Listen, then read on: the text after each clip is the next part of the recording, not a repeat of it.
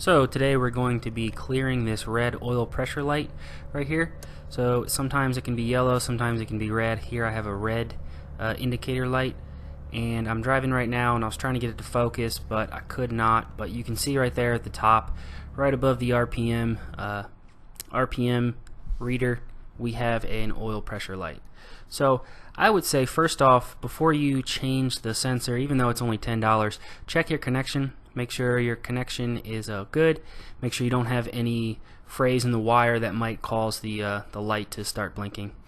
But as we take off my connector here, we can see that oil is coming on the opposite side, which is probably telling me that the sensor has oil leaking through it to the sensor side, leaking all the way through the sensor to the connector. So it's should be a pretty simple job. However, here, at least in this style engine, the M52 E36, it's kind of difficult just because of the alternator housing right there. I tried to use some pliers, couldn't really get it in there. Got some vice grips, some really small vice grips.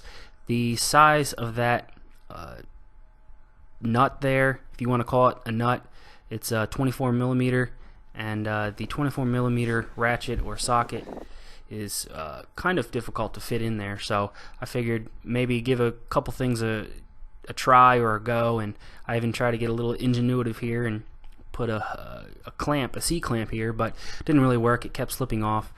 But I finally resorted to the vice grips and kind of angled them between the power steering fluid reservoir underneath the mass airflow sensor and the alternator housing right there, and I was able to crack it loose, and then you can just spin it out the rest of the way with your fingers. So we want to compare it here with the new one.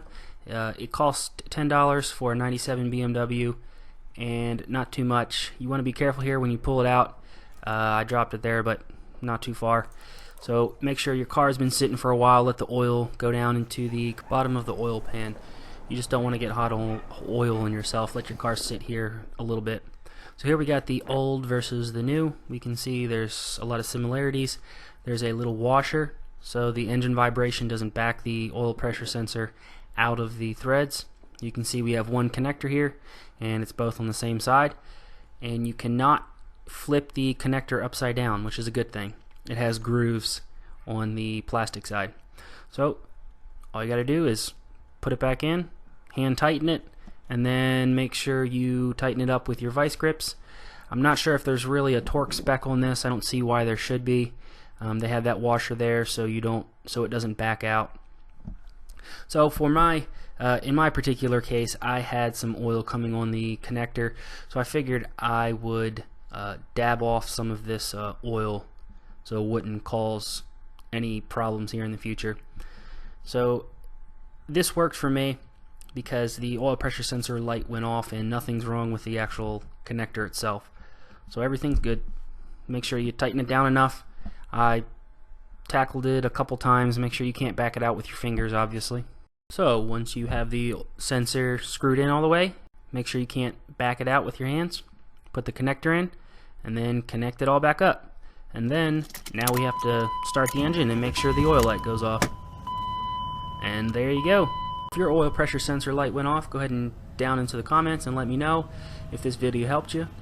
Leave a like if this video helped you as well, and you can send it to a buddy who has a BMW and just let them know that if their oil pressure sensor light comes on, they know how to fix it. I got 238,000 miles on this car, and there's going to be plenty of fixes in the future, so subscribe.